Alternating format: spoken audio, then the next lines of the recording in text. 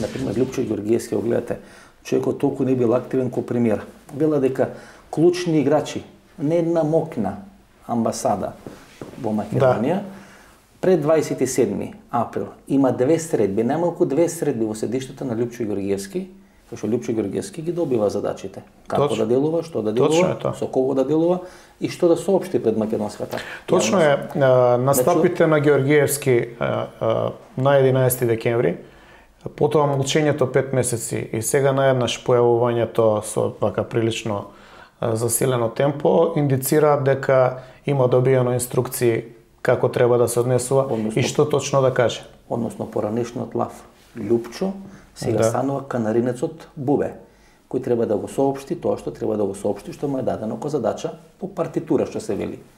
Како на Евровизија да е, нели? Па така е, воочено е дека само тој може да со некаква колку толку кредибилност да каже, бидејќи ако другите партнери се појават, знаете дека еден од тројцата ветуваше промена на име за неколку дена со видеоматеријал кој што слободно циркулира на социјалните мрежи, така што тој е многу искомпромитиран, додека за Лјупчо се смета дека можеби ќе повлече.